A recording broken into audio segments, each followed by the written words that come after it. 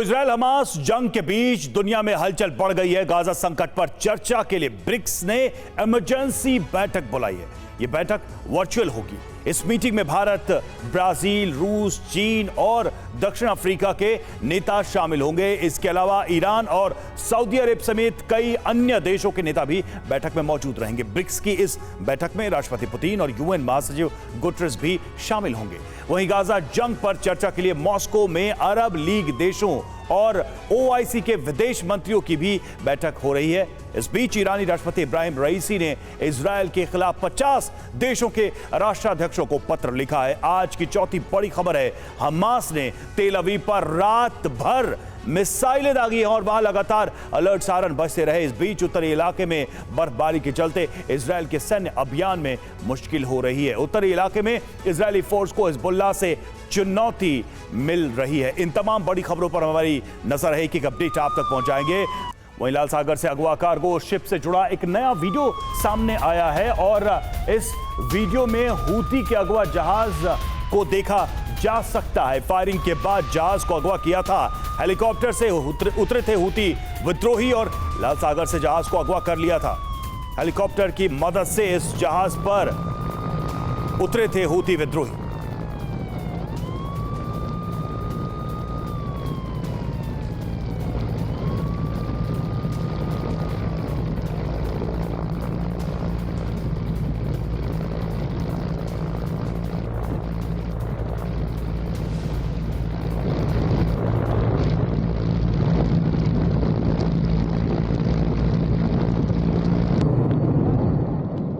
तो देखिए किस तरह से हेलीकॉप्टर लैंड करता और उसके बाद ये हूती विद्रोही हाथों में हथियार लिए हुए उतरते इस शिप के ऊपर और इसके बाद इस शिप पर कब्जा कर लिया। इस कार्गो शिप को कैसे हूती विद्रोहियों ने अपने कब्जे में लिया, उसकी पूरी तस्वीर हम आपको दिखाने जा रहे हैं। हूती विद्रोहियों ने जिस कार्गो शिप को अगवा किया उसका पूरा वीडियो हम आपको बताएंगे और डिटेल में समझने की कोशिश करेंगे कैसे इस पूरे अटैक को अंजाम दिया। तो सबसे पहले आप देखिए, ये जो आप हेलीकॉप्टर देख रहे हैं, इसी हेलीकॉप्टर के माध्यम से हूती विद्रोही उतरते हैं। शिप पर हेलीकॉप्टर आता है और उसके बाद हाथों में हथियार लेकर ये जितने भी आप देखिए हूती विद्रोही यहाँ 1 2 3 4 इस तरह से कई हूती विद्रोही इस शिप पर लैंड करते हैं और उसके बाद इस कार्गो शिप पर कब्जा कर लिया जाता है, नियंत्रण कर लिया जाता है। तो ये वही वीडियो है, लेटेस्ट वीडियो है जो इस शिप को लेकर सामने आया है। आप देखिए एक बार फिर से इन तस्वीरों को किस तरीके से ये हूती विद्रोही उतरते हैं, उसके बाद अलग अलग हिस्से में, इस शिप के अलग अलग हिस्से में जाते हैं, वहां पर कंट्रोल करते हैं। और ये शिप का जो कंट्रोल रूम है वहां पर आप देखिए कैप्टन जहां पर होता है वहां पर ये पहुंचते हैं और वहां पर लोगों को मजबूर करते हैं अपने हिसाब से, यानी कि हूती विद्रोहियों के हिसाब से शिप को मूव कराने के लिए। तो ये वीडियो सामने आया है, हूती विद्रोहियों ने किस तरीके से कब्जा किया इस शिप के ऊपर। आप देखिए एक एक करके इस वीडियो के अलग अलग हिस्से में वहां पर जो मौजूद लोग थे उनको बैठने के लिए, उनको अपने कंट्रोल में लेने के लिए कह रहे हैं। और ये देखिए ये नारेबाजी भी यहां पर चल रही है, ऐलान भी किया जा रहा है और कहीं ना कहीं जो लोग मौजूद थे उनके बीच एक डर, एक खौफ। 25 लोग यानी जो क्रू मेंबर्स थे उसके साथ 25 लोग यहाँ पर मौजूद थे। अलग अलग देशों के नागरिक इस शिप पर मौजूद थे और अब ये जो कार्गो शिप है वो हूती विद्रोहियों के कब्जे में है। तो इस तरीके से हेलीकॉप्टर से उतरते हैं हथियारों से लैस हूती विद्रोही, उसके बाद शिप के अलग अलग हिस्सों में जाते हैं, शिप के कंट्रोल रूम तक पहुंचते हैं, वहां पर कंट्रोल करते हैं और फिर इस शिप को मूव करा लेते हैं यमन की तरफ। और अब आपको हम ग्राफिक्स के जरिए समझाते हैं कि गैलेक्सी लीडरशिप कहां से निकला था और इसे कहां जाना था, इसका पूरा रूट क्या था और इसी दौरान जो कुछ भी हुआ वो हम आपको दिखाई रहे इन वीडियोस के माध्यम से। सैटेलाइट ट्रैकिंग डेटा से पता चला है कि जिस वक्त शिप अगवा किया गया वो सऊदी अरब के जद्दा के दक्षिण पश्चिम में लाल सागर में यात्रा कर रहा था। तभी यमन के हुदैदा शहर से 150 किलोमीटर दूरी से हाईजैक कर लिया गया। हालांकि ये जानकारी भी सामने आ रही है कि कार्गो शिप एक इजरायली अरबपति का है। ये जानने के बाद ही शायद यमन में बैठे हूती विद्रोहियों ने इस पर हमला किया, लेकिन असल में शिप का रजिस्ट्रेशन एक ब्रिटिश कंपनी के नाम पर है। अब हूती विद्रोहियों की इस हरकत ने इजराइल हमास के युद्ध में की आग में घी डालने का काम कर दिया है, क्योंकि एक साथ कई देशों के इंटरेस्ट इसमें इन्वॉल्व हो गए। क्योंकि देखिए, जापान का पारा भी चढ़ा हुआ है, अमेरिका की नजर भी बनी हुई है और माहौल गर्म होता जा रहा है। इसलिए अब समंदर में पानी का तापमान बढ़ने लगा। इस पूरे विवाद में ईरान सबसे अहम फैक्टर है, क्योंकि ईरान का मददगार है हूतियों का, और कहा यह भी जा रहा है कि शिप को अगवा करने में ईरान ने हूती विद्रोहियों की मदद की है। और देखिए, इजरायल ने भी इसे ईरान का आतंकवादी कृत्य करार दिया और वैश्विक स्तर पर एक बहुत गंभीर घटना बताया है। हालांकि हूती विद्रोहियों ने कहा है कि अभी तो यह शुरुआत है, इजरायल को ऐसे कई हमलों के लिए अब तैयार हो जाना चाहिए। हमास ने भी कहा है कि हूती की तरह सभी इस्लामिक देशों को अब इजरायल के खिलाफ एकजुट होने की जरूरत है। और क्योंकि ये शिप जापान ने लीज पर लिया था, इसलिए उसने भी जंगी तेवर दिखाए और कहा कि ऐसी घटना का अंजाम भयानक होगा। तो अब देखिए, कई अलग अलग देशों के साथ ये स्थिति गंभीर होती जा रही है, जो ये हूती विद्रोहियों ने घटना को अंजाम दिया। वहीं हिजबुल्लाह ने बुरकान मिसाइल पर हमला किया है, बुरकान मिसाइल से हमला किया और इजरायली सैन्य बेस पर हमला किया है। गैलिली ब्रिगेड को हमले की जिम्मेदारी गैलिली ब्रिगेड ने हमले की जिम्मेदारी ली।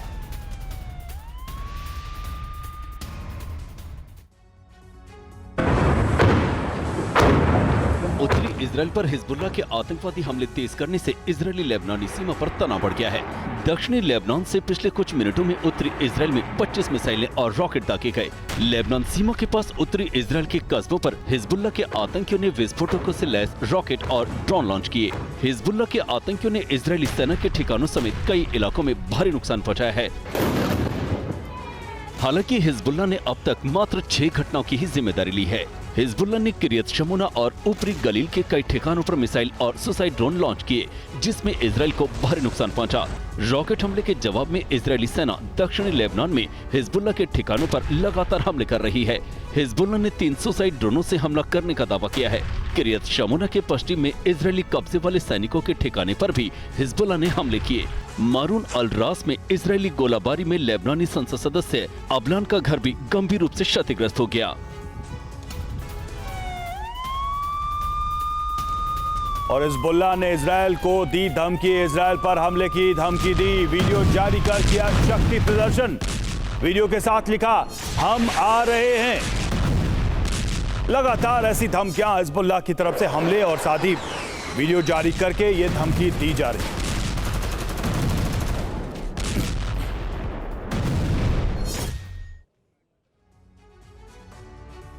या तो हिजबुल्लाह की खतरनाक तैयारी, 7 अक्टूबर जैसा फिर होगा हमला, यह आशंका व्यक्त की जा रही है। हिजबुल्लाह ने वीडियो जारी कर अपनी ताकत दिखाई। 3 मिनट 11 सेकंड का है यह वीडियो के साथ लिखा हम आ रहे हैं।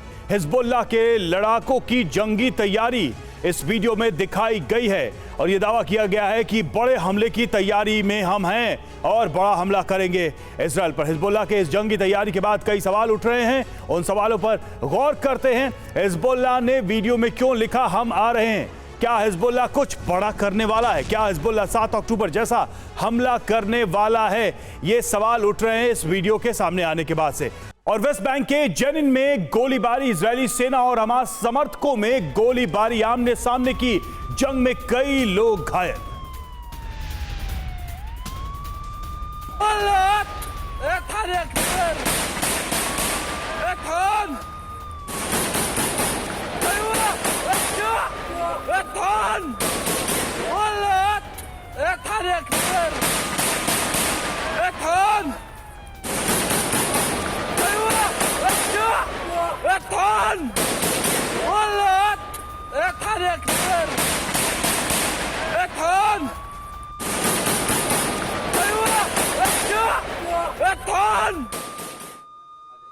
और जंग के 46वें दिन इजरायल की बड़ी मुसीबत, 4 फ्रंट पर इजरायल को चुनौती।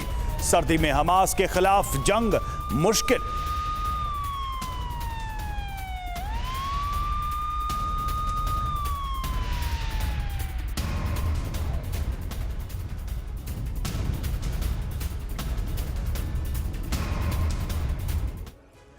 और देखिए, गाजा की जंग इजराइल के लिए इतनी आसान नहीं है, क्योंकि उसे अब चारों तरफ से चुनौतियां मिल रही हैं। अब उसे 4 मोर्चों पर हमास के साथ लड़ना है, जिसमें सबसे पहला नॉर्थ फ्रंट ऑपरेशन पर ठंड का असर यहां पर पड़ सकता है और इस वजह से यह ऑपरेशन मुश्किल साबित हो सकता है। गाजा फ्रंट की बात करें, हमास ठिकानों पर नियंत्रण अभी नहीं है, टोटल कंट्रोल नहीं है। यह ऑपरेशन अब मूव कर रहा है नॉर्थ से साउथ की तरफ। यमन फ्रंट की बात करें, हूती विद्रोहियों के लगातार हमले यहां पर चल रहे हैं और अभी यहां पर पूरी तरह से इजरायल ने हूती विद्रोहियों पर नियंत्रण करने के ऑपरेशन को लॉन्च नहीं किया है और बंधकों की रिहाई के किसी प्लान पर सहमति अभी तक नहीं बन पाई है। तो ये वो मुश्किलें हैं, ये वो फ्रंट्स हैं जहां पर इजरायल के सामने बड़ी चुनौतियां हैं। और इस बीच एक और अपडेट देखिए, लेबनान पर विध्वंसक बमबारी चल रही है।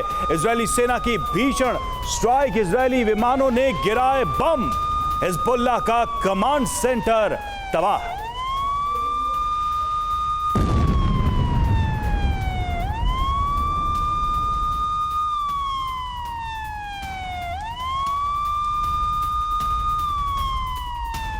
और उत्तर इजरायल में भीषण तबाही, हिजबुल्लाह के हमले से भारी नुकसान, बिरनित और बराम में कई घर खाक हुए। इजरायली सेना ने भी किया पलटवार।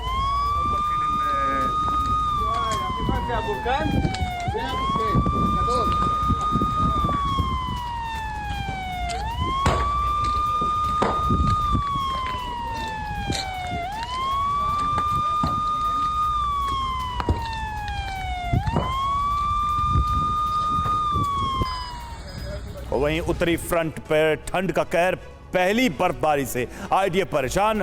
हॉर्मोन पर्वत पर जब बर्फ और हथियारों के इस्तेमाल में दिक्कत आ रही है। बर्फबारी और ठंड की वजह से हथियारों के इस्तेमाल में दिक्कत आ रही है और जैसे जैसे ठंड आगे बढ़ेगी वैसे वैसे इस जंग में मुश्किलें पैदा होंगी।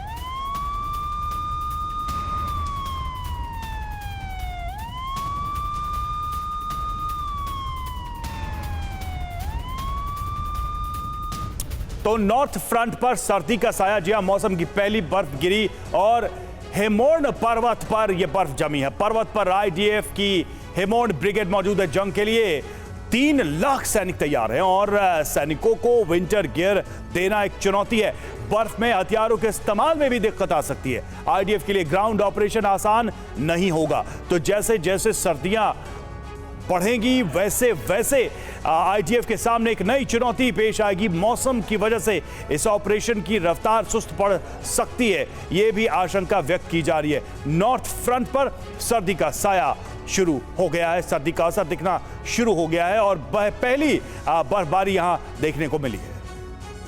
गाजा में अस्पताल सहार का एक नया एपिसोड शुरू हो गया है। गाजा के अस्पतालों को इजरायली सेना अपने कब्जे में लेती जा रही है। अल शिफा अस्पताल के बाद गाजा के इंडोनेशिया अस्पताल को भी इजरायली सेना ने अपने बारूदी चक्रव्यूह में घेर लिया। इंडोनेशिया अस्पताल की इजरायली सेना ने भारी संख्या में टैंकों के साथ नाकाबंदी कर दी है। गाजा के कई दूसरे अस्पतालों पर भी बमबारी तेज होने से पूरे गाजा में त्राहिमाम मचा हुआ है।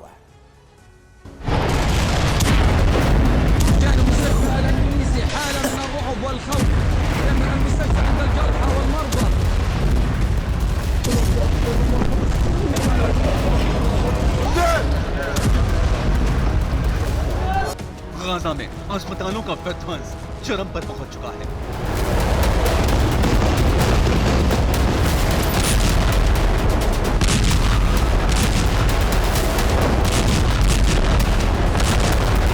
अल शिफा के बाद अब इंडोनेशियन अस्पताल इजराइल के हमलों का सबसे बड़ा निशाना बन गया है।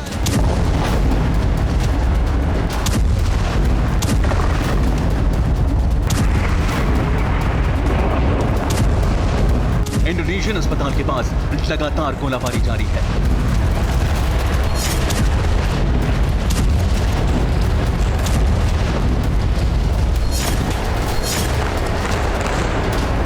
इंडोनेशियन अस्पताल के पास के बिल्डिंग्स को भी इजरायली सेना लगातार निशाना बना रही है। ऐसे में अस्पताल के आसपास लगातार धमाके हो रहे हैं।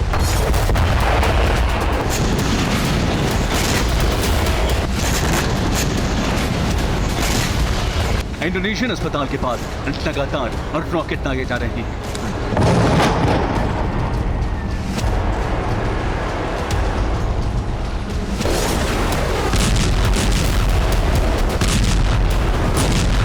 लगातार बारूद बरसने से अस्पताल के आसपास कई इमारतों में आग लग गई, जिसके बाद कुछ इमारतें जलकर खाक भी हो गईं।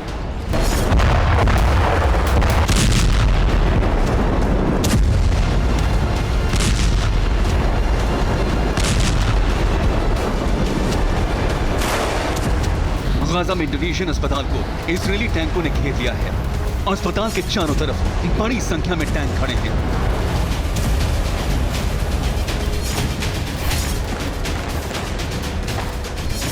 अस्पताल को घेरकर टैंकों से टारगेट भी किया जा रहा है, गोली बरसाए जा रहे हैं।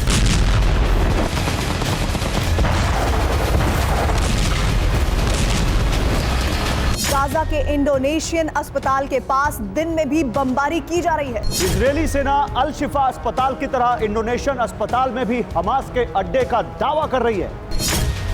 पिछले 12 घंटों में लगातार बमबारी से इंडोनेशियन अस्पताल को भारी नुकसान हुआ है।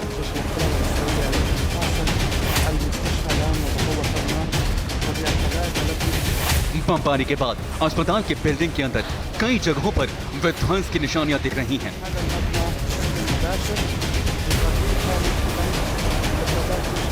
अस्पताल में चारों तरफ मेडिकल उपकरण और दूसरा सामान बिखरा पड़ा है। इक्विपमेंट पूरी तरह से नष्ट हो गए हैं। अस्पताल में मरीजों के कमरे और इमरजेंसी रूम भी तबाह हो गए हैं।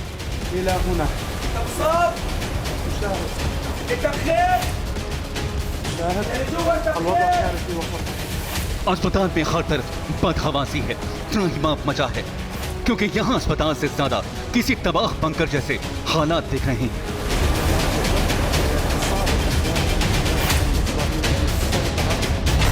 एक रिपोर्ट में दावा किया गया कि इजरायली सेना की गोलाबारी से इंडोनेशियन अस्पताल में 10 से ज्यादा लोगों की मौत हुई है।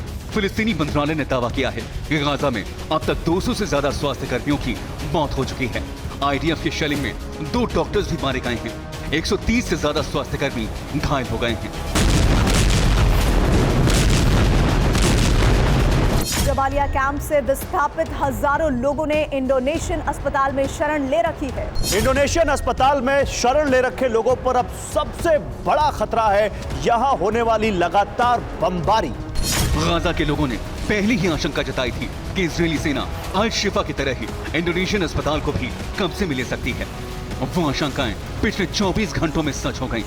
इंडोनेशियन अस्पताल को इजरायल ने अपने कब्जे में ले लिया है।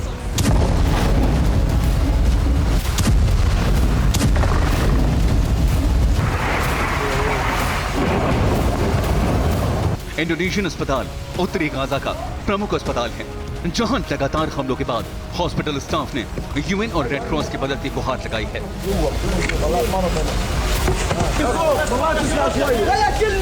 इंडोनेशिया के राष्ट्रपति ने भी अमेरिकी प्रेसिडेंट बाइडेन से गाजा में जल्द युद्ध विराम करवाने की अपील की थी, लेकिन इसके बावजूद इजरायल के हमले जारी हैं।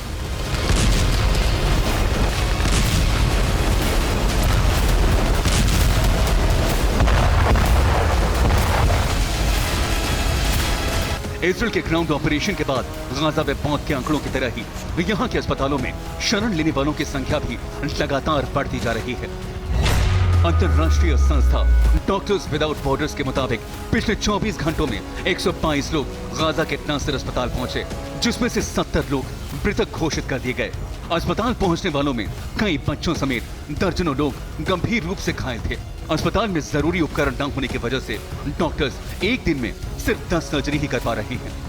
गाजा के अस्पतालों के हालात हर दिन भयावह होते जा रहे हैं। इंडोनेशियन अस्पताल के अलावा गाजा के कई दूसरे अस्पतालों पर भी लगातार हमले हो रहे हैं।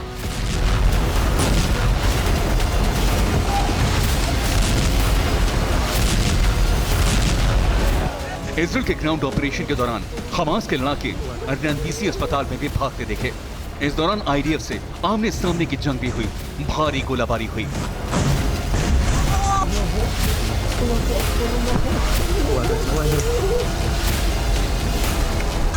गाजा के कई अस्पतालों में इजरायली सेना की आर्टिलरी हमास के लड़ाकों की तलाश में लगातार गोलाबारी कर रही है। Bureau report, TV9 Bharatvarsh.